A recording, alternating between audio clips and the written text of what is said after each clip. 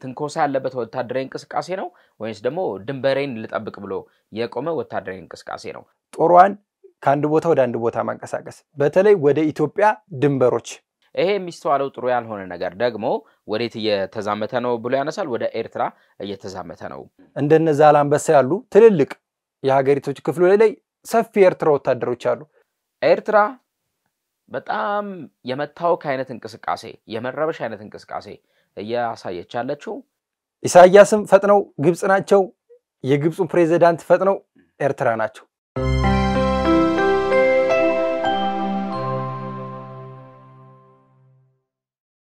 ተናስተለን እንደምቆያችሁ ነው ቤተሰቦቻችን። ይህ ሐሳብ ሚዲያ ነው። ሐሳብ ሚዲያ ሐሳብ ዴሊ ሰዓታችን ደግሞ ተጀምሯል። በሐሳብ ዴሊያችን በየዕለቱ የተለያዩ ጉዳዮችን ያነሳሳን እንጫወታለን፣ ሐሳቦችን እናብሰለስላለን። አብራችሁን ስለምትቆዩ በጣም ነው ደስ የሚለን። ከስር የምትገኙዋን የሰብስክራይብ ምልክት መጫናችሁን ደግሞ ባትረሱ እጅግ ደስ ይለናል። የደወል ምልክቷን ስትጫኑ ደግሞ በየዕለቱ የሚወጡ አዳዲስ መረጃዎችን በፍጥነት ወደ እናንተ እንዲደርስ ማድረግ ትችላላችሁ።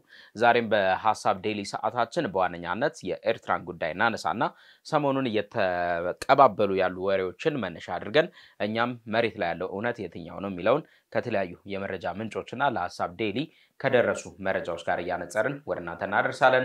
ዮርዳኖስና ያልፋልን አብራችሁን ቆዩ። ዮርዲ እንዴት አለ? እግዚአብሔር ይመስገን። ሰንበት ሸጋ በጣም አሪፍ ነበር። በጣም አሪፍ ዮርዲ። ዛሬ በዋናነት የኤርትራ ጉዳይ ላይ እናተኩራለን። ከኤርትራ ጉዳይ ጋር ተያይዞ በተለያዩ ደግሞ የዚህ የአፍሪካ ቀንድ የምስራቅ አፍሪካ ጉዳይ ላይ ተያይዞ የአሜሪካ የህግ መወሰኛ ምክር ቤት ያወጣ ያለው መረጃ አለ። ከዚህ ጋር ተያይዞ እኛ እንዴት ነው ይሄ ነገር የሚለውን በደንብ ጠለቅ ብለን እናወራበታለን። እንደው ከዛ ቀደም ብለን እንደ ጉሮሮ ማሟሻ አንዳንድ ጉዳዮችን ብናነሳ ማሟሟቂያ ብናደርግ ደስ ይለኛል። ያልሳካው ምክክር ሊያበቃ የማይመስለው ጦርነት አሁንም ዓለማችን ላይ እየተስተዋለ ነው የሚገኘው የሩሲያና ዩክሬን ጉዳይ። አዎ ይሄ ጉዳይ በጣም ተጠባቂ ነበር። እንደምናውቀው እንግዲህ ሰሞኑን ዜሌንስኪም ተገንተው ቭላዲሚር ፑቲንም ተገንተው ቱርክ ላይ ይደረጋል የነበረው የተባለው ንግግር አልሰመረም። ይሄ ንግግር በብዙዎች ዘንድ በጣም ሲጠበቅ የነበረ ንግግር ነው። ምክንያቱም ለነዚህ ሀገሮች እንግዲህ ለውጥ ያመጣል ብለን እንጠብቅ ነበረ። አሸማጓዋ ቱርክ ነበረች። ነገር ግን የተገኙት ዜሌንስኪ ናቸው። ፑቲን አልተገኙም። የላኳቸው ሚኒስተሮችም ከዛ በኋላ በሚወጡ መረጃዎችም እንግዲህ የተላኩት ሰዎች ውሳኔ ለመወሰን የማይችሉና ይሄንን ጉዳይ የማይቋጩ ናቸው ሲባል ነበረ። ነገር ግን ሌላ አዲስ ተስፋ ሰጪ እንግዲህ የዶናልድ ትራምፕ ንግግር ነው። እኔ ከሌለው ይሄ እንትን ሊሰምር አይችልም ሲሉ ነበረ። እንዳሉትም ሆኗል። እንግዲህ አፋቸው ሄዶ ይሁን ያሰቡት ነገር ይሁን አይታወቅም። ግን ፑቲን እንግዲህ ሰኞ 11 ሰዓት ላይ ከትራምፕ ጋር የስልክ ውይይት እንደሚያደርጉ የክሬምሊን ቃል አቀባይ የሆኑት ዲሚትሪ አስታውቋል። ይሄም የስልክ ውይይት እንግዲህ ትልቅ ተስፋ ይዞ የሚመጣ ጉዳይ ነው ብለን እናስባለን። ምክንያቱም ትራምፕ እዚህ ጉዳይ ላይ እጃቸውን አስገብተው የሰላም ድርድሩን የሚያሰምሩት ከሆነ የሚሰምርበት ሁኔታ በጣም የሚጠበቅ ነው። ግን እዚህ ድርድር ላይ ትልቅ ችግር እየሆነ ያለው የአውሮፓ ናቸው። አውሮፓውያኖቹ ይሄን ድርድር የማይፈልጉበት አንድና ሁለት መንገዶች ስላሉ ይሄ ነገር እንዳይሰምር በጣም እያደረጉ ነው። የቱርኩም ንግግር ላይ እጃቸው አለ የሚባልበት መንገድን ስንመለከት ነበር። የኢስታንቡሉ ንግግር በጣም ተስፋ የተጣለበት ነበረ። ነገር ግን ልክ ተስፋ እንደተጣለበት ሁላ 50-50 እንዲሆን የተደረገበት አማራጭ ምንድነው ሁኔታም ተመልክተናል። ያ ደግሞ የሆነው ምንድነው ዜሌንስኪ በጉጉት ነበር ሲጠብቁት የነበረው።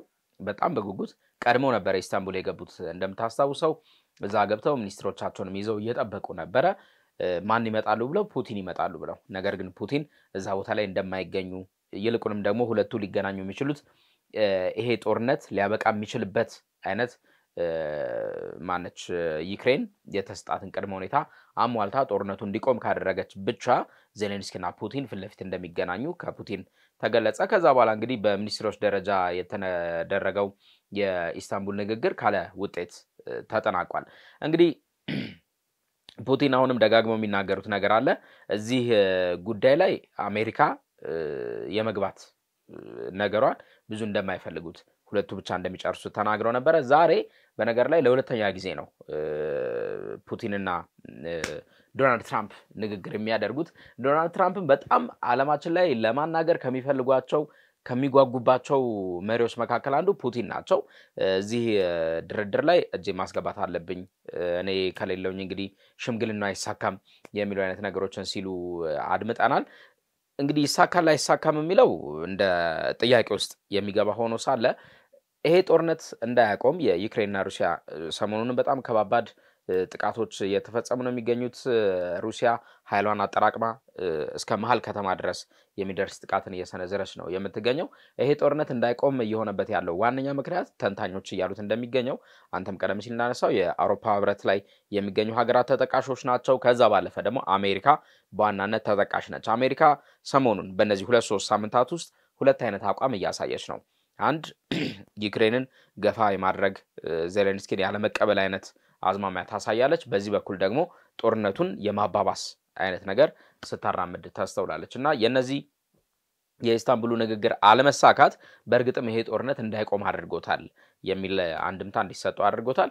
እንደምታስታውሰው ልክ ኢስታንቡል ላይ ስብሰባው እንዳለቀ ነው በሰዓታት ልዩነት ውስጥ ክሬምሊን ላይ ከባድ እዛ የሚገኙ አካባቢዎች ላይ ከባድ የሚባል ጥቃት የተፈጸመው ንጹሃንም ጭምር የሞቱበት ነው። ሩሲያ ደግሞ ይሄንን እንደ አይነት ጥቃቶች አድርሳ አታውቅም። ይሄ ጦርነት ከተጀመረ ጊዜ ጀምሮ ይሄ ንጹሃንን ቀጥታ ታርጌት የሚያደርግ ጥቃት አድርሳ አታውቅም። እንግዲህ ትራምፕ ይሄን ንግግር ካደረጉ በኋላ ይሳካላቸዋል አይሳካላቸው የሚለው ጥያቄ ውስጥ ነው። አዎ ተጠባቂ ነው። እንግዲህ ትራምፕ እዚህ እጃቸውን አስገብተው ይሄ ነገር ይሰምራል ወይ? የማይሰምርበት ደረጃ ከፍ የሚል ይመስለኛል። ምክንያቱም አሜሪካ ጥቅም ፈላጊ ነች። እዚህ ጦርነት ላይ እጇን አስገብተው እነዚህን ሀገር ካደራደረች የሆነ የምትፈልገው ነገር እንዳለ መመልከት እንችላለን። ነገር ግን ለነዚህ ሀገር የሚሻለው የሰላም ድርድር ነው። ፑቲን እንዳሉት እኛ ራሳችን ተገናኝተን ራሳችን ይህንን ድርድር እናሰምረዋለን ያሉት ነገር በጣም ትልቅ የሚባል ጉዳይ ነው። ምክንያቱም ሁለቱ ሀገሮች በምን ጦርነቱ እንደጀመረው ያውቃሉ። ጉዳያቸው ችግራቸውን ራሳቸው ፈተው ምክንያቱም እዚህ ውስጥ የአውሮፓ እጅ ገባበት ማለት ይሄንን ራሽያ አትፈልገውም። ምክንያቱም አሁንም ቢሆን በዩክሬን በኩል አድርገው ራሽያን የማጥቃት ሂደታቸውንም አሁንም መቀጠል ስለሚፈልጉ ራሳቸው ተወያይተው ራሳቸው መፍትሄ አመጣው ለራሳቸው መፍትሄ የሚሰጡበት ጉዳይ በጣም የሚጠበቅ ጉዳይ ነው። እንግዲህ የኢስታንቡሉ ንግግር ላይ ይፋዊ የተሰጡ ነጥቦች የሉም። እዚህ ጉዳይ ላይ ተነጋግረን እዚህ ላይ ተስማምተናል የሚባሉ ነገሮች ይፋ አልተደረጉም። ከጀርባ ግን እጅግ በጣም ብዙ ነገሮች ላይ እንደተነጋገሩ ተሰምቷል። ሆኖም ግን ያለ ውጤት ተበትኗል።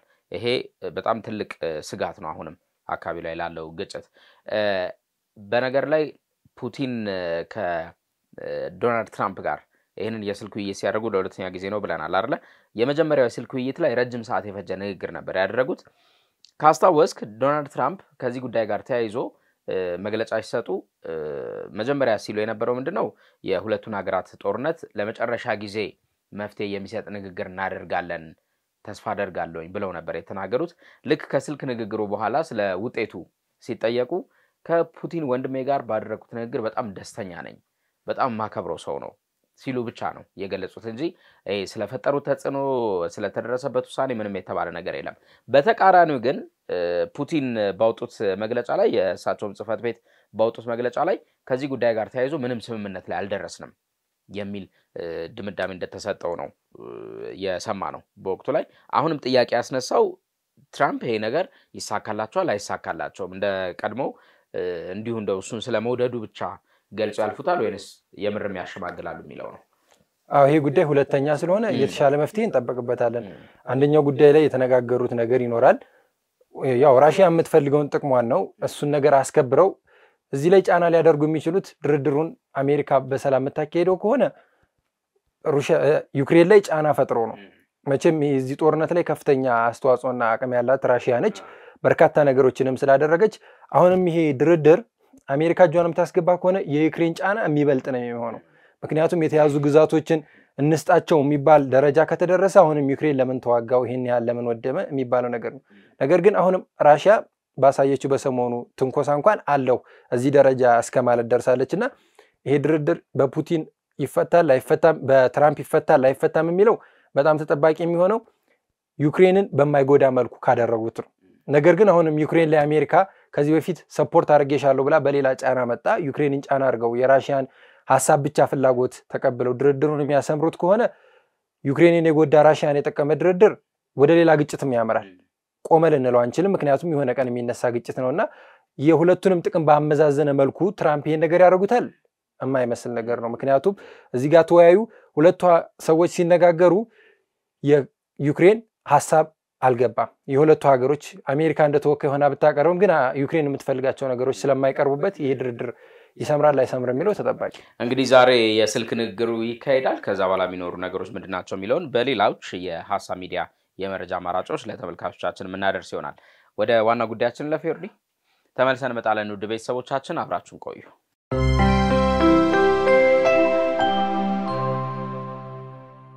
እሺ ተመልሰናል። ውድ ቤተሰቦቻችን አብራችሁ እንድትቆዩ በክብር እንጋብዛለን። አሁንም ዮርዲ የአሜሪካ የህግ መወሰኛ ምክር ቤት የውጭ ጉዳዮች ቋሚ ኮሚቴ ሰሞኑን በአፍሪካ ቀንድ ወቅታዊ ጉዳዮች ዙሪያ መግለጫ አውጥቷል። ምክክርም ጭምር አድርጓል። እዚህ ምክክር ላይ ደግሞ ዋና ትኩረት ያደረገው የአፍሪካ ቀንድ ይበል እንጂ የኢትዮጵያና የኤርትራን ጉዳይ ነው። ምንድነው ጥቅል ይሄ እንደው አንኳር ጉዳዩ ምንድነው? የዚህ የምክር ቤት መግለጫ ኢትዮጵያና ኤርትራ ወደ ጦርነት የመግባት አዝማሚያ ላይ እንዳሉ ይሰማኛል። እንደዚህ አይነት ነገር እየሸተተኝ ነውና ይሄንን የማብረድ ነገር ልናይ ይገባል። አካባቢ ላይ አስተማማኝ የሰላም መረጋገጥ ሁኔታዎች ሊኖሩ ይገባል። ሁለቱን ሀገራት የሚያበርድ ነገር ሊኖር ይገባል ሲል አንስቷል። እንደው ይሄንን መግለጫ በግርድፉ እንመልከተው። በእርግጥስ እንግዲህ የአሜሪካ የህግ መወሰኛ ምክር ቤት የተለያዩ ጥናቶችን አድርጎ ነው ያው ከላይ የሚደረጉም ጥናቶች አሉ፣ እንዲሁም ደግሞ በምልከታዎች አሉ። ከዛ በመነሳት ነው እንደዚህ አይነት መግለጫዎችን የሚያወጣውና ምን ማለት እንችላለን? እዚህ ላይ እንደው አካባቢው ላይ እንደዛ የሚሸት ነገር አለ። በተለይም ደግሞ ከኢትዮጵያና ኤርትራ ጋር ተያይዞ የዚህ ምክር ቤት መግለጫ መነሻው ምን ሊሆን ይችላል ብለን ግምታዊ ሐሳብ ልንሰጥ እንችላለን። አዎ ያፊ እንዳነሳው ይሄ የቀጠናው ጉዳይ በጣም አሳሳቢ ጉዳይ ነው። ቀጠናው ላይ እየተፈጠሩ ያሉ ግጭቶች መመልከት እንችላለን። በርካታ ሀገራቶች ላይ ጦርነት አለ። እዚህ ጉዳይ ላይ ግን በሰፊው ሊነሳ ያሰበው ምክር ቤቱ ያነሳው የአሜሪካና በሰፊው ሊያነሳ ያሰበው የኢትዮጵያና ኤርትራ ጉዳይ ነው። ይሄ ጉዳይ በጣም አሳሳቢና ትልቅ ሐሳብ ነው የሚመስለው። ምክንያቱም አሜሪካ የሆነ ነገር የሸተታት ነገር ያለ መመልከት እንችላለን። ነገርየውንም እንደዚሁ ዳርዳሩን ስንመለከተው የሆነ ነገር አለ። ነገር ግን አሁን እየረገበበት የመጣ ወቅት ላይ እንደዚህ ሐሳቦች ለምን ተነሱ ብለን ልንጠይቅ እንችላለን። እናስታውሳለን ከወራት በፊት እንደዚህ አይነት ነገሮች ቢነሱ አይገርምም ነበሩ። አሁን ላይ ግን ይህንን ሐሳብ ለምን ማንሳት ተፈለገ ሲባል ያው የነዛን ሐሳቦች ከዚህ በፊት የነበሩ ጉዳዮችን ወደኋላ ተመልሰው መጣውበት አይተውት አነሱት ብለን ልንመለከት እንችላለን። ነገር ግን ነገሩ ሲበርድና ዝም ሲል እንደ መቀስቀሻ መንገድ የተጠቀሙበት መንገድ ለምንድን ነው? አሁንም የአሜሪካ ፍላጎት እዚህ ቦታ ላይ ምንድን ነው? የቀጠናውን ሰላም አትፈልግም ወይ ማለት ይቻላል። ምክንያቱም ያን ነገሩ በከረረበት ኢትዮጵያና ኤርትራ በጣም ብዙ ሚዲያዎች በሚያናፍሱበት ሰዓት እንደዚህ አይነት መግለጫዎች ቢወጣ እሺ ነገሮች ምልክት እያሳዩ ነበር። ግን አሁን ትንሽ መረጋጋት አለ። ያው ኤርትራ የራሷን ስራ እየሰራች ነው እንደሚታወቀው። ግን እዚህ ሐሳብ ላይ ኤርትራ ይሄንን እያደረገች በነበረበት ወቅት ዝም ብላ አሁን ነገሩ ከተረጋጋ በኋላ የአሜሪካ ይሄንን ሐሳብ ማንሳት ትልቅ ኢሹ ነው እንደ ኢሹ ስናነሳ። ግን ሁለቱ ሀገራቶች ላይ ምን አይነት ጉዳይ አለ ስንመለከተው አሁን ሰሞንኛ የትግራይ ወቅታዊ ሁኔታና የኢትዮጵያ ወቅታዊ ሁኔታ እንደዚሁም የኤርትራ ወቅታዊ ሁኔታ ስንመለከት ኤርትራ ትልቁ ዓላማዋ ምንድነው? የቀጠናውን ሰላም መረበሽ። ከቀጠናው ሰላም መረበሽ ምን ትጠቀማለች ስንል አንደኛና ከፍተኛው የኢኮኖሚው ዋልታ የሆነው የጦር መሳሪያ ንግድ ነው። ከየትኛውም በኩል ታመጣለች፣ ለታጣቂ ኃይሎች መሳሪያዋን ትቸበችባለች። እዚህ ጉዳይ ላይ ህወሓትን ወደ ሌላ ጦርነት ልታስገባው ትችላለች የሚል ከፍተኛ ስጋት አለው። ከዚህ በፊትም ተመልክተናል። ህወሓትና ሻዕቢያ ትልቅ ሴራና ግንኙነት አላቸው ሲባል መመልከት ችለን ነበር። በተመለከትነውም አንፃር አሁን አሜሪካ ይሄንን ሐሳብ አንስታ ነው ብለን ብናነሳም ትግራይ ክልል ያለው የህወሓት አመራሮች ስለዚህ ጉዳይ ዝምታ መርጠዋል። ነገሩንም ላለማክረር ሞክረዋል። ህወሓትም በዚህ ልክ ያላከረረበት መንገድ የሚፈልጋቸው ነገሮች አሉ። ከሻዕቢያ ጋር እንደዚህ አይነት ግንኙነት በድብቅ እያደረገ እንደሆነ እናውቃለን። አሜሪካ እዚህ ውስጥ እጇን አስገብታ ይሆነ የምትፈልገው ነገር እንዳለ መመልከት እንችላለን። በጣም እዚህ መግለጫ ላይ እንግዲህ ተመልክተናል አይደል? ዝርዝር መግለጫውን ያየነው ላይ አንድ እንደ ቤዚክ ፖይንት ሊነሳ የሚችል ወይም ደግሞ እንደ አሳማኝ ነጥብ ብለን ልናነሳ የምንችለው ነገር ምንድነው? ይሄንን መግለጫ የምናወጣው ይላሉ ወይም ደግሞ ይሄንን ምክረ ሐሳብ የምንሰጠው የፕሪቶሪያው ስምምነት ከሱ ጋር ተያይዞ በፌደራል መንግስቱና በትግራይ ክልል ውስጥ ከሚገኘው የህወሓት ኃይል ጋር ተያይዞ ጥሩ ነገር እየተስተዋለ አይደለም ክልሉ ላይ። ይሄ የሚስተዋለው ጥሩ ያልሆነ ነገር ደግሞ ወዴት እየተዛመተ ነው ብሎ ያነሳል። ወደ ኤርትራ እየተዛመተ ነው። እነዚህ አካላት በተለይም ደግሞ ከፌደራል መንግስቱ ጋር ሰላም ያልሆኑት አካላት ወደ ኤርትራ ሄደው ከኤርትራ ኃይል ጋር የመወገን ከመወገንም በላይ ደግሞ እዛች አካባቢ ላይ ግጭት ዳግም እንዲቀሰቀስ የማድረግ ስጋት አለኝ ሲል ነው ያነሱት ምክር ቤቱ። ከዛ አልፎ ምን ይላል? ዓለም አቀፋዊ ግፊት መደረግ ይኖርበታል ሲል ያነሳል። እንግዲህ እስከዛሬ የነበሩትን ጊዜያቶች ማንሳት እንችላለን። በተለይም ደግሞ ጦርነቱ ካበቃ በኋላ የፕሪቶሪያ ስምምነት ኦልሞስት 2 ዓመት አይደለ? የፕሪቶሪያ ስምምነት በ2 ዓመት ውስጥ ምንድነው እየተደረገ ያለው እንቅስቃሴ እዚህ ቀጠና ላይ እዚህ አካባቢ ላይ? እንግዲህ ጦርነቱ የተጀመረ ጊዜ የኤርትራ ኃይል የኤርትራ መንግስት ምን ሲያደርጉ እንደነበር በግልጽ ተመልክተናል። በደንብ የታየ ነገር ነው አይደለምና ሀገር ውስጥ ያለው ዓለም አቀፍ ትኩረትም የተሰጠው በጥናትም ጭምር ከዚህ በኋላ እናነሳዋለን በቀጣይ እንትኖቻችን ላይ። እንደውም ይሄ ሊተነተን የሚችል የኪሳራ ጉዳት ጥቃት የወጡ በጣም ጥብስቅ ያሉ ሪፖርቶች አሉ። እነርሱን ይዘን መምጣት እንችላለን። እነዚህ ሁሉ ነገሮች የሆኑት በማን ነው? በኤርትራ መንግስት በሚያሰማራቸው ሰራዊቶች ነው ወይም ደግሞ ወታደሮች ነው። ይሄ ሆኖ ሳለ አሁን ቀጠናው ላይ በደፈናው እንዲህ አይነት ስጋት አለ ብለህ ስትል የስጋቱ ምንጭ ማን ነው የሚለው ማንሳት ደግሞ ተገቢው ጉዳይ ነው። ሪፖርቱን አይተነዋል። በሁለቱ ወገኖች መካከል ነው ይሄ ድፍን ያለ ነው። በሁለቱ ሀገራት መካከል ቋፍ ላይ የደረሰ ሊፈነዳ ቋፍ ላይ የደረሰ ነገር ነው እየሆነ ያለው። ማን ነው ቋፍ ላይ ያደረሰ ያለው? እዛ ድንበር አካባቢ ላይ እየተደረገ ያለው እንቅስቃሴ ውጥረቱን እንዲያንር ያደረገው ማን ነው የሚለው ማንሳቱ በጣም ወሳኝ ነገር ነው። የወርዲ የኤርትራ ድንበር አካባቢ ላይ ወታደራዊ እንቅስቃሴዎች እንዳሉ ይነገራል። እንደ ድንበር መጠበቅ ኦኬ ይኖራል፣ ህግም የሚፈቅድልህ ነገር ስለሆነ ድንበር ላይ ወታደሮችን ታሰማራለህ። ወታደራዊ እንቅስቃሴ አለ ተብሎ በደፈናው የሚገለጸው ግን የትኛው ወታደራዊ እንቅስቃሴ ነው? ትንኮሳ ያለበት ወታደራዊ እንቅስቃሴ ነው ወይስ ደግሞ ድንበሬን ልጠብቅ ብሎ የቆመ ወታደራዊ እንቅስቃሴ ነው? በታሪክ እኮ የምንሰማቸው ብዙ ነገሮች አሉ አይደል? ይወርዲ የኤርትራና የኢትዮጵያ ድንበር ጠባቂዎች እንደው በጣም ወዳጃዊ ግንኙነት አላቸው፣ ውሃ እስከ መቀባበል የሚደርሱ። ኖርማል ነው፣ በጣም ኖርማል ነው። የትኛውም ሀገር ድንበር ላይ እንደዛ ሊደራረግ ይችላል። ይሄኛው ግን ለምን በልዩነት እንዲታይ ተፈለገ? እዛ አካባቢ ላይ እየታየ ያለው ወታደራዊ እንቅስቃሴስ አሁንም ከማን ነው? ጸባጫሪነቱ እየመጣ ያለው ከማን ነው የሚለውን ማንሳቱ ተገቢ ነገር ነው።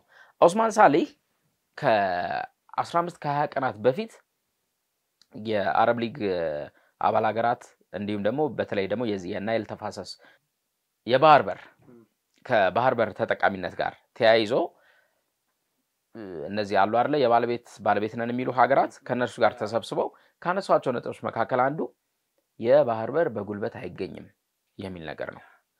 ኤርትራ በጣም የመታወክ አይነት እንቅስቃሴ የመረበሽ አይነት እንቅስቃሴ እያሳየች ያለችው ኢትዮጵያ ይሄንን ጥያቄ ማንሳት ከጀመረች ጀምሮ ነው። ወደ ኋላ ተመልሰን ስናየው እንደዚህ አይነት የኤርትራ እንቅስቃሴዎች የክተት አዋጆች የተጀመሩት የቀይ ባህር ይገባኛል ጥያቄ ከተነሳ በኋላ ነው። ነገር ግን ጠቅላይ ሚኒስትሩ ምን ብለዋል? እኛ ቀይ ባህርን የምንፈልገው በሰላማዊ ድርድር በወንድማማችነት ሰጥቶ መቀበል መርህ ነው እንጂ በጦርነት አይደለም። ቢፈልግ እስካሁን ስንት ሺህ ጦር ያላት ሀገር ነች፣ ማዝመት ትችላለች። አልተፈለገም። ነገር ግን ለዚህ ምላሽ ኤርትራ እየሰጠችው ያለችው መንገድ ምንድነው ብለን ስንመለከት ጦሯን ከአንድ ቦታ ወደ አንድ ቦታ ማንቀሳቀስ፣ በተለይ ወደ ኢትዮጵያ ድንበሮች ከሰሜናዊ የኤርትራ ክፍል ወደ ደቡባዊ የኤርትራ ክፍል ስታንቀሳቀስ ኢትዮጵያና ኤርትራን ድንበር የሚያዋስን ቦታዎች ላይ በቀደም የወጣውን የሳተላይት ምስል መመልከት ትችላለህ። ምን ያህል ምሽጎችን ቆፍራለች፣ እዚህ ቦታ ላይ ምን ያህል እያቀደችና እየተዘጋጀች እንደሆነ መመልከት እንችላለን። ጸባጫሪው ማን ነው? ቅድም ላልከው ጥያቄ ትልቁና ዋነኛው ጉዳይ ማንም የሚመልሰው ጥያቄ ነው፣ ኤርትራ ነች። በአንድና በሁለት መልኩ እንመልከት። በአንድ ስንመለከተው የፕሮፓጋንዳ ስራዋን እንመለከታለን። ኢትዮጵያ በየትኛውም ነገር ላይ ምላሽ ሳትሰጥ ኤርትራ እንደዚህ ሆኖብኛል እንዲህ ተፈጥሮብኛል የሚሉ የፕሮፓጋንዳ መረጃዎች በየተደጋጋሚ እዚህ ቦታ ላይ። ሁለተኛ ጦሯ የኢትዮጵያ ድንበር ላይ ነው ያለው። ይሄን ጥያቄ ስትጠየቅ ምንድን ነው ያለችው? አይ ጦሬ ከድንበር ያልዘለለም፣ ነገር ግን ማሳያ እኮ እንችላለን። እንደነ ዛላንበሳ ያሉ ትልልቅ የሀገሪቶች ክፍሎች ላይ ሰፊ የኤርትራ ወታደሮች አሉ። በቀደም እንዲያውም ከተመለከትኩት አንድ መረጃ የኤርትራ ወታደሮች ኢትዮጵያ ግዛት ውስጥ ከመኖራቸው አንፃር በጣም ከፍተኛ ስጋት እየሆነባቸው እዛ አካባቢ የሚገኙ ኢትዮጵያኖች ቦታውን ለቀው እስከ መሰደድ። ይሄ ብቻ እኮ አይደለም፣ ጥቃት እያደረሱ አንድ ነርስ ስትናገር በአዲግራት ሆስፒታል ውስጥ በሳምንት 10 እና 15 ጥቃት የደረሰባቸው ሴቶች ይመጣሉ፣ ኢትዮጵያኖች። ሊያውም በአንድ አይደለም በሁለትና በሶስት ሰዎች። እነዚህ እነማን ናቸው ብለን ስንመለከት እዛ ቦታ ላይ ያሉ የኤርትራ ሰራዊቶች ሌላ ሰራዊት ምንም የለ ድንበሩ ላይ እንግዲህ ይሄን ያህል ጥቃት እያደረሱ እስካሁን እኛ ዝምታን መርጠናል ነገር ግን እሷ እየተጠቃኝ አይነት ስሜት እየተነካው ነው የሰው ግዛት አልፋ ገብታ እንግዲህ በሀገራችን ግዛት ላይ እንደዚህ አይነት ነገሮች መንሰራፋት እያደረገች እያለች አይ በቃ የኢትዮጵያ መንግስት ሊወረይ ነው የኢትዮጵያ ሰራዊት እስቲ እንመልከትና በስንት ሺህ ኪሎ ሜትር ርቀት ላይ ነው የሚገኘው የት ነው ያለው የኢትዮጵያ ሰራዊት እንደው ኤርትራ ልትወረን ብትልኮ አፋር ክልል ነው የኢትዮጵያ ሰራዊት ስቲል ነው ያለው ትግራይ ክልል አለ በሚባል ደረጃ የለም ነገር ግን አሁንም ቢሆን ኤርትራ ከሻዕቢያ ኤርትራ ከህወሓት ጋር እየሰራች ያለች ሀገር ነች እዚህ ቦታ ላይ የህወሓት ኃይሎች አሉ ለምን እነዚህን ቦታዎች ይለቀቅልን ብለው ተደጋጋሚ አይጠይቁ የማይጠይቁበት መንገድ የተሳሰሩበት መንገድ አለ እጅና ጓንት ሆነዋል እዚህ ቦታ ላይ ያለ የኤርትራ ሰራዊት ለኢትዮጵያ ለስጋት ቢሆንም ለህወሓት ግን እንደ ጥቅም እየተጠቀሙበት ነው አቶ ጌታቸው ረዳ መጋቢት 4 ቀን የሰጡት መግለጫ እናስታውሳለን እዛ መግለጫቸው ላይ ምንድነው ብለው ያሉት ክልሉ ላይ በጣም ከፍ ያለ ውጥረት እንዲፈጠር የሚፈልጉ በርካታ አካላት አሉ ውስጣዊም ውጫዊም ከነዚህ ውስጥ የኤርትራ መንግስት አንደኛው እንደሆነ እወቁ ሲሉ መናገራቸውን እናስታውሳለን ከዛ በተቃራኒው ደግሞ በአሜሪካ የሚገኘው የኤርትራ የውጭ ጉዳይ ቢሮ ወይም ደግሞ የውጭ ጉዳይ ጽፈት ቤቱ ምንድን ብሎ መግለጫ ወጣ ምንም ባልተባለበት ምንም ባልሆነበት ሁኔታ ውስጥ ቀደም ሲል አንተም እንዳልከው የኢትዮጵያ መንግስት ምንም ሳይል ቀድሞ ግን ይሄ እንደ ራስ መከላከል በሚመስል አይነት መልኩ በድንበር አካባቢ ላይ በኢትዮጵያ ድንበር አካባቢ ላይ ምንም እያደረግነው ያለው ወታደራዊ እንቅስቃሴ የለም ሲል አነሳ አሁን እነዚህ ነገሮች ስናነሳ ምንም ካልተፈጠረ የኢትዮጵያ መንግስት የወነጀለበት ያነሳበት ምን ያለበት ምናምን ነገር ከሌለ ምክንያቱም እናስታውሳለን አቶ ጌታቸው ረዳ ከጊዜያዊ አስተዳደር ፕሬዝዳንትነታቸው እስከሚወርዱ ጊዜ ድረስ ከወረዱም በኋላ እዛ አካባቢ ላይ ራሳቸውን ብለው የኤርትራ መንግስትም ውጥረት እንዲፈጠር ይፈልጋል ብለው እስከተናገሩ ድረስ የኢትዮጵያ መንግስት ኦፊሻሊ በውጭ ጉዳይ ሚኒስቴር ደረጃም በለው በጠቅላይ ሚኒስትር ደረጃም በለው ምንም የተባለ ነገር የለም ለማንም ወገንኛ ደብዳቤ ጽፈን አናቀም እንዲህ ነው ብለን በቅርቡ ማለት ነው ይልቁንም እኛ ሲያሳስበን የነበረው ትዝ ካለ አሁን የሰሞኑን ጉዳይ ስናነሳ ጅቡቲ ላይ የሆነውን የኢትዮጵያን ጉዳይ በጣም ሲያሳስበን የነበረው የወደቡ ጉዳይ በጣም ሲያሳስበን የነበረው ኢቭን የወደቡ ጉዳይን ስናነሳ የትኛውም የከፍተኛ ባለስልጣንም በለው ምሁርም በለው ወደብ ያስፈልገናል እንጂ ኤርትራን እንዲህ እጇን ጠምዘም ምናምን ብሎ ያለ ማንም የለም ኤርትራን ወቅተን አጥቅተን ምናምን ያለ ማንም የለም ይሄ ስርዓት ያለው ዲፕሎማሲ አካሄድ የምትከተል ሀገር መሆኗን የሚያሳይ ነው ሰው እንደዚህ ባልተባለበት ሁኔታ በአሜሪካ የሚገኘው የኤርትራ የውጭ ጉዳይ ጽፈት ቤት ምንም ትንኮሳ እየፈጸመን አይደለም ይልቁንም እኛ ድንበራችን አካባቢ ያስተዋልን ያለነው ነገር የኢትዮጵያ መንግስት ትንኮሳ ለማድረግ መፈለጉን ነው ሲሉ ገልጸዋል እዚህ ቦታ ላይ እኮ ምንም የኢትዮጵያ ሰራዊት አለ ብለን መጠረው የለም በየትኛው ጠባቂ ውጪ በቃ ይሄ ድንበር ጠባቂም እነሱ ድንበር ከመጠበቅ ተሻጋሪ ሰዎችን ከመቆጣጠር ሌላ የተለየ ነገር የለም እዚህ ቦታ ላይ ግን ያለው ማን ነው የራሱ የኤርትራ ሰራዊት በቅርብ ሳምንታት እኮ ተመልክተናል የሰሩትን ምሽግ ለማን ነው ሲያስጎበኙ የነበሩት የኤርትራ መንግስት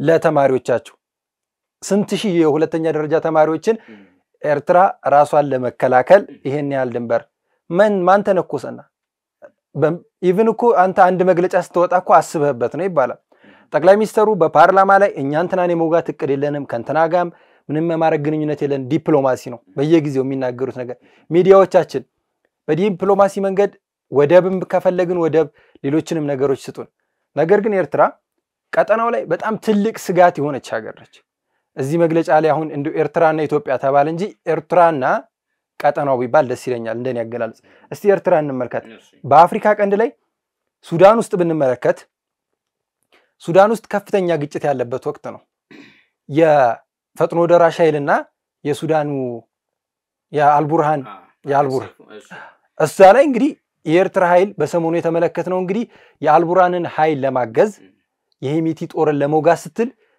የሱዳንን ፖርት ኦፍ ሱዳን ወደብ ድረስ ሄዳ የባህር ኃይሏን ለመዋጋት ስታስብ የደረሰባትን ጉዳት አይተን በቅርብ ሳምንታት ተመለሰች አቅም እንደሌላት ቀጠናው ላይ እንግዲህ ያዝ ሱዳን ላይ እንኳን ምን ያህል ተጽዕኖ እየፈጠረች ነው ምንም እዛ ጋር የምታገኘው ነገር የለም ግን እዛ ጋር ምንድነው ጥቅሟ የመሳሪያ ንግዷንና የሌሎችን ጦርነት ማባባስ ያው አንድ ምክንያት አድርጋ ያቀረበችው ለድንበሬ በጣም ቅርብ የሆነ ቦታ ላይ ከባድ የሆነ ጥቃት ተፈጽሟል ብላ ነበር እንደ ምክንያት ግን የፈጥኖ ደራሽ ኃይል ችግሩ ከማጋ ነው ከሀገሪቷ መንግስት ጋር ነው እንጂ ከኤርትራ ጋር ቢሆን እኮ ከዚህ በፊት በርካታ ጊዜያት አሉት ግጭቶችን የመፍጠር እቅድ አለው እንደዚሁ ከግብጽ ጋር እንመልከት ኢትዮጵያ አንድ ነገር አወራችን እንበል ስለምሳሌ ስለ ወደብ ስለ ቀይ ባህር ጉዳይ ካወራች ኢሳያስም ፈጥነው ግብጽ ናቸው የግብጹ ፕሬዝዳንት ፈጥነው ኤርትራ ናቸው ምንድነው ሲባል የቀጠናው ውጥረት ማባባስ ነው የሚፈልጉት እዚህ ጋር እኮ ቀጠናው ውጥረት ማባባስ ባይፈልጉ ኢትዮጵያ ስለ ቀይ ባህር አወርታለች ኦኬ በዲፕሎማሲ መንገድ ነው የፈለገችው እንደዚህ ነው አችልም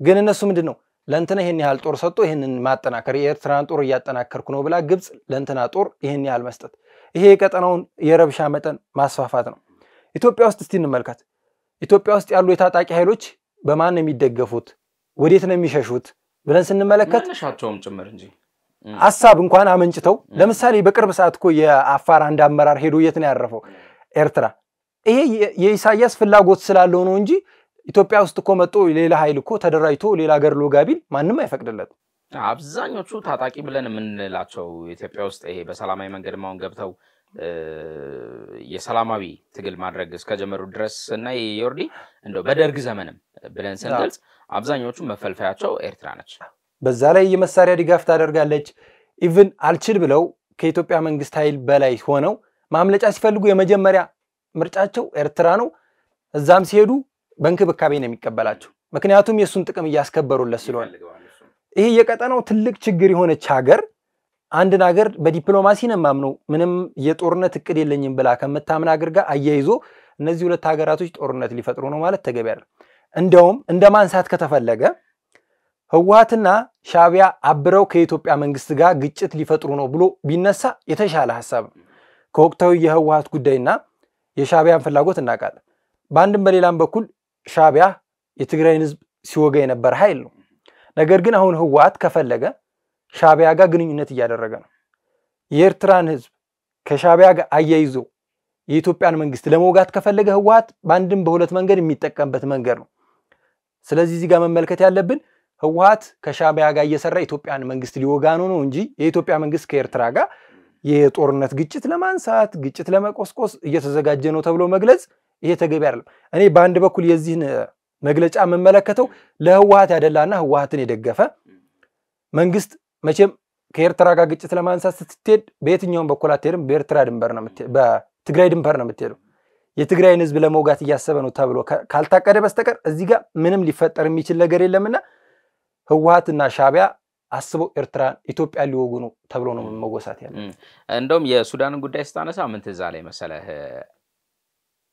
ኢሳያስ አፈወርቂንና አብዱል ፈታህ አልሲሲን የሚያመሳስላቸው አንድ ነገር አለ ከዚህ ከሱዳን ጉዳይ ጋር ተያይዞ እንደምታስታውሰው የሱዳን ላይ እየተደረገ ባለው ጦርነት ሄሜቲ ተሰደዱ ፈረጠጡ ከተማውን ለቀው ወጡ ካርቱምን ጥለው ወጡ ዘን ቤተ መንግስቱ በአልቡርሃን እጅ ወደቀ ልክ እንደዛ ሲሆን ግብጽ ካደረገችው ተግባር የመጀመሪያው ቀጥታ ከአልቡርሃን ጋር ግንኙነት መጀመር ነው ካይሮ ድረስ ከመጋበስ ግንኙነት ከማድረግ አይነት ነገር ወዲያው ሺፍት አድርገዋል የዲፕሎማሲያዊ ሺፍት ነው እሳቸው ያደረጉት ምክንያቱም ከዚህ በፊት ከሄሜቲ ጋርም እንዲሁ ወዳጃዊ የሚመስል ነገር ሲያደርጉ እንደነበረ ልክ እንደዛ ኢሳያስ አፈወርቂም አሁን ሱዳን ላይ ኃይል ያለው ወገን ማን እንደሆነ አረጋገጡ ዘን ወደዚህ ሰው ደግሞ ራሳቸውን ገለበጡ ምናልባት ሱዳን ላይ ያለው ውጥረት ሱዳን ላይ ያለው ውጊያ አሁን እንደምናቀው የሄሜቲ ጦር ድጋሚ እያንሰራራ ነው የሚገኘው የተለያዩ ቦታዎችን እየተቆጣጠረ ነው የሚገኘው በቅርብ ጊዜ ውስጥ ምን እንደሚፈጠር አናቀም ምናልባት ሱዳን ላይ ሄሜቲ ድጋሚ ወደ ካርቱም መምጣት ከቻሉና ቤተ መንግስቱን ከተቆጣጠሩ እንደገና ደግሞ አስበው ኤርትራ ተመልሳ ዘውረች እንደዛ ነው የሚሆነው ይሄ የአልሲሲና የኢሳያስ አፈወርቂ ተመሳስሎች ነው የሚመሳሰሉበት ነገር ነው አንድ የአሜሪካ ሴኔት የውጭ ጉዳይ ሊቀመንበር ምናሉ መሰለ ሴናተር ጄምስ ሪሽ ይባላሉ እርሳቸው በዚህ ተመሳሳይ መግለጫ ካወጡት ሴናተሮች መካከል አንደኛው ናቸው። በኢትዮጵያና በኤርትራ መካከል ያለው ውጥረት ያሰጋኛል ሲሉ ከገለጹት መካከል ናቸው። በዋነኛነት ምን ሲሉ ነው ምክንያት ያስቀመጡት እዚህ ላይ በፌደራል መንግስትና በህወሓት አመራሮች መካከል የተፈጠሩ ውስጣዊ ክፍፍሎች መጨመራቸው የኢትዮጵያና የኤርትራ ውጥረት ከፍ እንዲል እንዳደረገው እየተሰማን ነው ሲሉ መግለጫ ወጥተዋል። ወታደራዊ ዝግጁነቶች እንዳሉ የሚያረጋግጡ ነገሮችን ተመልክተናል። ውጥረቶች ወደ ባሰ የተግባር እንቅስቃሴ የመግባት እድል እንደሚኖራቸውም ተመልክተናል ሲሉ ነው ያነሱት። ይሄ በጣም ጥያቄ ውስጥ የሚገባ ነገር ነው። አሁን የኚህን ሰው መግለጫ በሴናተር ጄምስን መግለጫ ከምን አንፃር አየሁት መሰለ? በአንድ ወቅት ትዝ ካለህ ጀነራል ጻድቃን አንድ የሰጡት መግለጫ ነበረ። ምንድነው ያ መግለጫ? በተለይም ደግሞ ይቺ የጌታቸው ረዳ ከስልጣን ሊወርዱባት የነበረችው ጊዜ አለ አይደለ? እርሳቸውን የማዋከቡ አይነት እንቅስቃሴ እዛ አካባቢ ላይ የተመለከትንበት የዛ ጊዜ ላይ እንግዲህ ለዮርዲ ውጥረቱ የተፈጠረው ትግራይ ክልል ውስጥ ነው። ውጥረቱ ከትግራይ ክልልም ደግሞ ማን ጋር ነው? አመራሮቹ ጋር ነው። ከፍ ያሉት ሰዎች ጋር ነው። በማና በጊዜያዊ አስተዳደሩና በቲፒኤልኤፍ ሰዎች መካከል ነው የተፈጠረው። ይሄንን ወደ ምን ቀይረው ነው አስተያየት የሰጡበት ብዙዎች?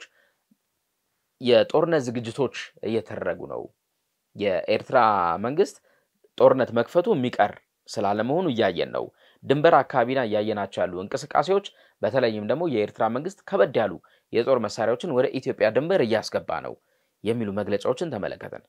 እንግዲህ እንደ አንድ ሉዓላዊት ሀገር በመሬት ላይ ብቻ አይደለም አይደል ድንበርህን የምትቆጣጠረው።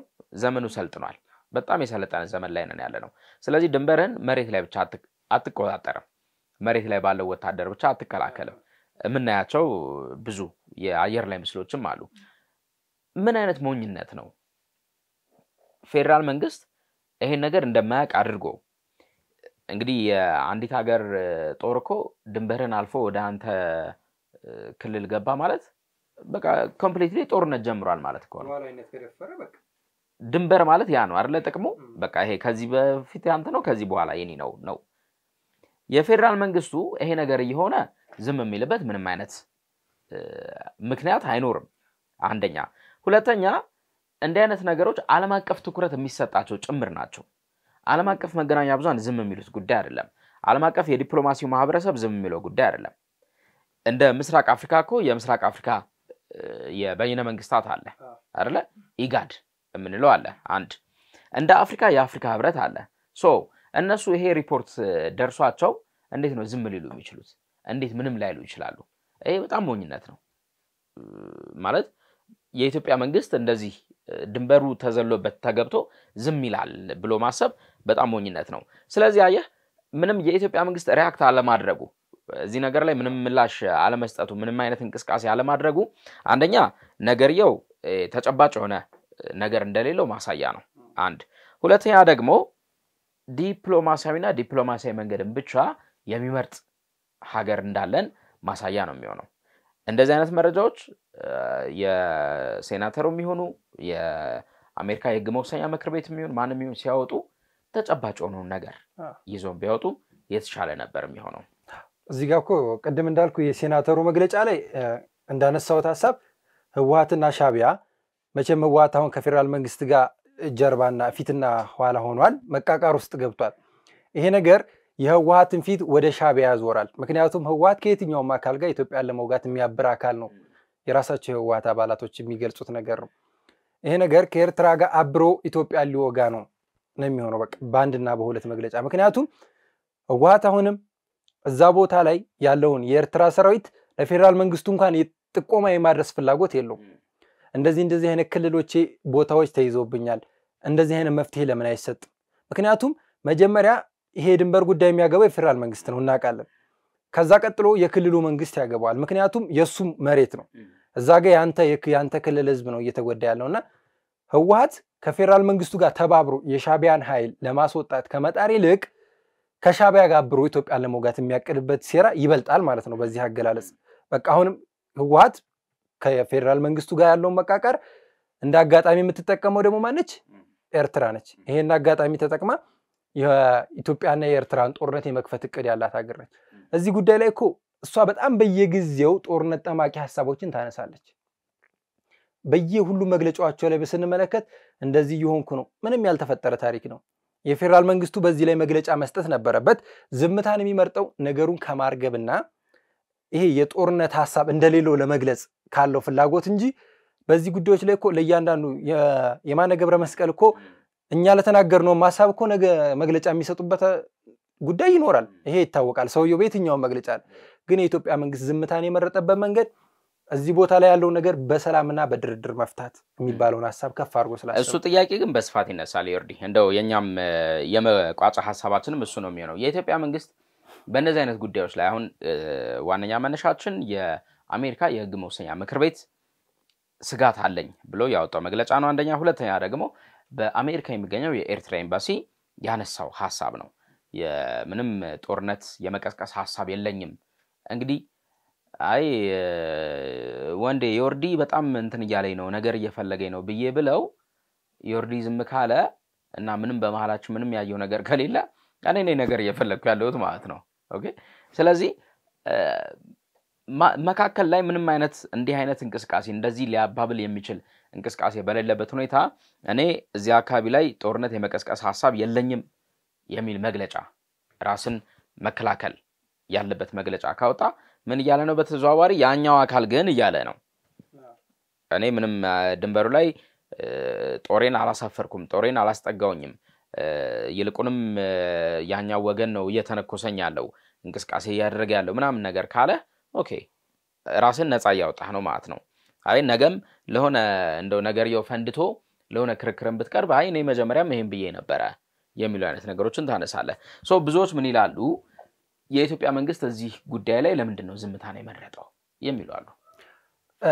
በእኔ እይታ ዝምታን የመረጠበት መንገድ ይሄ የጦርነት ሐሳብ ቀስቃሽን እኮ ማንሳት ቀላል ተመልክተናል። ኤርትራና ኢትዮጵያ በቅርብ ሳምንታት ውስጥ የነበረው ውጥረት ላይ በርካታ ፕሮፓጋንዲስቶች በቃ እንዋጋ፣ ጦርነት እንግጠም፣ አሰብን እንውሰድ የሚል ሐሳብ ሲያነሱ ነበር።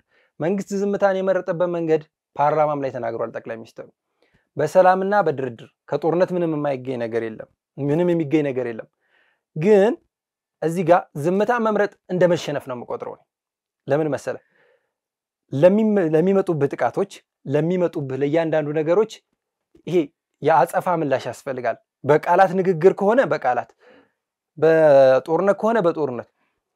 ጦርነቱ አስፈላጊ ሆኖ አናየው። ነገር ግን ኤርትራ በየጊዜው ለምታወጣውና ለምትናገረው ነገር ሌሎች ዲፕሎማቶችም ለሚያወሩት ነገር መፍትሄ መስጠት የሚገባው ወይ የውጭ ጉዳይ ሚኒስተሩ ነው ወይ ጠቅላይ ሚኒስትር ጽህፈት ቤቱ አንድም ቢሆን ሁለት መግለጫ ግድ ነው። ምክንያቱም አለን የኢትዮጵያ መንግስትን በዚህ ጉዳይ ላይ ዝም አላለም። አንዳንዶች እኮ አይ መንግስት ትቶት ሌላ ሐሳብ ላይ ሐሳቡ በሌላ ሐሳብ ተሰርቆ ሌላ ሐሳብ ላይ ነው እስከመባል ደርሷል። መንግስት ዝም አይለውም፣ ትልቅ ጉዳይ ነው፣ የሀገር ጉዳይ ነው። ግን ሰዎች ዘንድ መግለጫ ሊሰጥ ይገባል። ይሄ እንደቀላል የምናየው ጉዳይ እኮ አይደለም። የውጭ ጉዳይ ሚኒስትር የተቋቋመው እኮ እነዚህ አይነት ችግሮችን መፍትሄ ለመስጠት ነው። የማነ ገብረ መስቀል ለማን ነው? ለየትኛውም ለምሳሌ የቀድሞ ጠቅላይ ሚኒስትር የቀድሞ ፕሬዝዳንት ላነሱት ሐሳብ መግለጫ ሰጡ። እንደዚሁ ሌላ ለሚያነሳው ሐሳብ ይሰጣሉ። ይሄ የሀገርን ሉዓላዊነት ለማስከበር ፈልገው ሳይሆን ግጭት ጠንሳሽ ናቸው። የኢትዮጵያ መንግስት ግን ዝም የሚልበት መንገድ ተገቢ አይደለም። ለሚሰጡብህ ለሚቃጡብህ ለየትኛውም ዲፕሎማሲያዊ ነገሮች በዲፕሎማሲያዊ መንገድ መመለስ ስችል ዲፕሎማሲ የሚባለው ንግግርን በንግግር መቼም ዲፕሎማሲ ብላይ ጦርነት አናነሳም። ግን ኤርትራ ከኢትዮጵያ ጋር ዋጋለሁ ብላይ ጦርነት ሐሳብ ስታነሳ ለምን እኛ እንዋጋም በዚህ መንገድ ነው እንደዚህ ሐሳብ ነው ያነሳ ነው ብሎ ምላሽ መስጠት ተገቢ ነው። ሁለቱ ነገሮች መለየት አለባቸው። አሁን የፌደራል መንግስት ሉዓላዊት ሀገርን የሚያስተዳድር ነው። ዋንኛ የህግ ተጠያቂነትም የህግ ባለቤትነትም የህግ መብትም ጭምር ያለው እሱ ነው። አሁን እዛ ድንበር አካባቢ እየተደረገ ያለው እንቅስቃሴ እንደው እንበልና የኤርትራ መንግስት እንደሚለው ትንኮሳ ይሄ ሊፈነዳ የሚችል አይነት ነገር ያስተዋልኩኝ ነው ብሎ እንደሚለው ያንን ነገር ቢደረግ እንኳን ማን ነው ኃላፊነት የሚወስደው የሚለውን መለየቱ ተገቢ ነገር ነው። ሁለት ነገር በያነሳውት ማን ነው ሁለቱ መለየት ይገባል በያነሳውት አንድ የፌደራል መንግስቱ ድንበሩን እንዲጠብቅ የመደበው የሀገር መከላከያ ሰራዊት አለ እዛ አካባቢ። ይሄ የሉዓላዊት ሀገር የሀገር መከላከያ ሰራዊት ነው አንድ። ሁለተኛ ሰሞኑን ከፍተኛ መረባበሽ ውስጥ የገባው የህወሓት ኃይል አለ። አሁንም ተደጋግሞ እንደሚሰማው የህወሓት ትጥቅ ያላስጣላቸው በርካታ ተከታዮች አሉት እነርሱንም እዛው ድንበሩ አካባቢ ኢቭን ኤርትራ ላይ የመመላለስ አይነት ከዚህ ቀደም አቶ ጌታቸው ረዳ ያወጡት መረጃዎች መመልከት እንችላለን እንደዚህ አይነት እንቅስቃሴዎች እያስተዋለ ነው ሶ የኤርትራ መንግስት ምናልባት ከዚህኛው ኃይል ጋር ራሳቸው በሚቀምሩት ሴራ አማካኝነት አንዳች እንቅስቃሴ ሊታይ ይችላል አንዳች የተኩስ ድምጽ ሊሰማ ይችላል አንዳች አይነት የመረባበሽ ነገር ልናይ እንችላለን ይሄንን በጥልቅ ማስተዋል ተገቢ ጉዳይ ነው ምክንያቱም ተረጋግሞ እኛም እንደምንለው ምሁራንም ማናችንም እንደምንለው የኢትዮጵያ መንግስት እዛ አካባቢ ላይ ምንም አይነት ጦርነት የመክፈት አላማም ሐሳብም እቅድም የለውም ቅድም ላልኩ ሐሳብ ቢያንስ የኢትዮጵያ መንግስት ምላሽ ሊሰጥባቸው ይገባል ብዬ ያነሷቸው ሐሳብ ለምሳሌ የኤርትራ ጦር እንደምናስተውሰው የሰሜን ምዕራብ ግዙፍ ኃይሏን ወደ ደቡብ ድንበር ስታሻግር ስታስጠጋ የኢትዮጵያ መንግስት እዚህ ጋር ምንም ያለው ጉዳይ የለው ቢያንስ አንተን እኮ የሚሰማህ የአፍሪካ ህብረት አለ እንደዚሁ ሌሎችም ኢጋድም አለ እንደዚህ አይነት መንገዶችን እያሳየች ነው ለኤርትራ መንግስት ሃይባይ አካል ሊኖር ይገባል ብለ ጥያቄ ማንሳት ትችላለህ ሌላው ተመድና የአውሮፓ ህብረት እንኳን በቅርቡ የኤርትራ ጦር በኢትዮጵያ ግዛት ውስጥ ይገኛል ብለው መግለጫ ወጥቷል ኤርትራ በበኩሏ ማስተባበያ ሰጣለች ነገር ግን የኢትዮጵያ መንግስት በዚህ ጉዳይ ላይ እዚህ ልክ ነው ምላሽ መስጠት እነ ተመድን የሚያክል ትልቅ ድርጅት ላንተ ብለው ደግፈው ሐሳብ ካነሱልህ አቤት ብሎ የውጭ ጉዳይ ሚኒስተሩ እዚህ ቦታ ላይ አወዳሉ እነዚህ አይነት ቦታዎች ቢወጡልኝ ይሻላል በሰላማዊ መንገድ አሁንም ኢትዮጵያ እየሄደችበት ያለችው ዲፕሎማሲያዊ መንገድ አይደል እንደዚህ ብሎ መግለጽ ነበረበት ሌላው በቅርብ ሳምንታት የተመለከትነው የሳተላይት ምስል አለ ምን ያህል ምሽግ እንደቆፈረች የኢትዮጵያ መንግስት እኮ ኤርትራ ስጋት እየሆነችብኝ ነው ብሎ በዚህች ብቻ መግለጫ መስጠት ይችላል እኛ ምንም ሳናሳይ ኤርትራ እኮ ምንም ሳናረግ እኮ ኤርትራ ኢትዮጵያ ስጋት እየሆነችብኝ ነው እያለች በየሳምንታቱ የምትወጣው መረጃ አለ እነዚህ ቢያንስ ለዚህ ለሳተላይት ምስል እንኳን የኢትዮጵያ መንግስት እዚህ ቦታ ላይ ከፍተኛ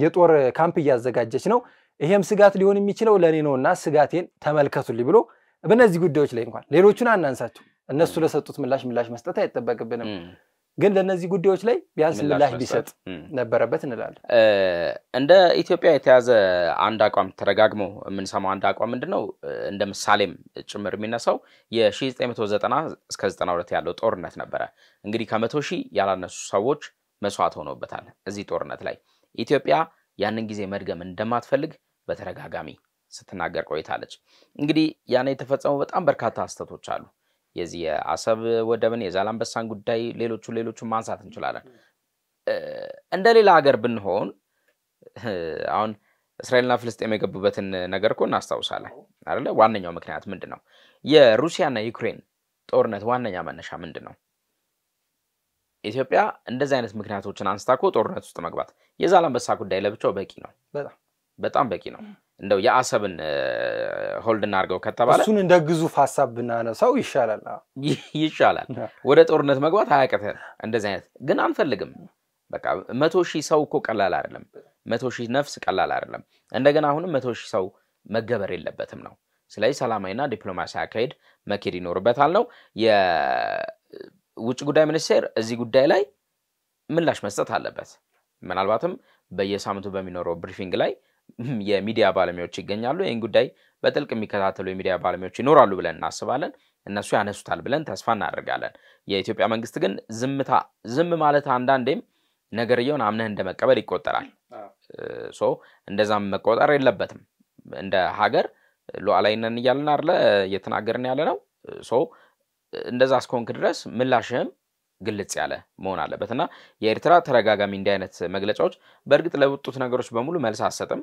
ጠቅለል አድርገህም ግን መልስ መስጠት ግድ ነው አንድ ነገር አስፈላጊ ነው ይወርዲ ተጨማሪ ሐሳብ አለ የዚህ ከበቃ በዚህ እናብቃ በጣም አመሰግናለሁ እኔም አመሰግናለሁ ወደ ቤተሰቦቻችን አብራችን ስለቆያችሁ በጣም እናመሰግናለን ምናልባት ባነሳነው ሐሳብ ላይ እናንተ ደግሞ ልትሉን የምትሹት አንዳች ነገር ካለ ከስር ያለው የሐሳብ ማስቀመጫ ሳጥን ላይ አስቀምጡልን ደስ ያለን እንቀበላችኋለን ዮርዳኖስና ያልፋል ነበርን የዛሬው ሐሳብ ዴሊያችን ይህን ይመስል ነበር ሁሌም እንደምንለው ሁሉም ነገር ከሐሳብ ይጀምራል ቸር ቆዩ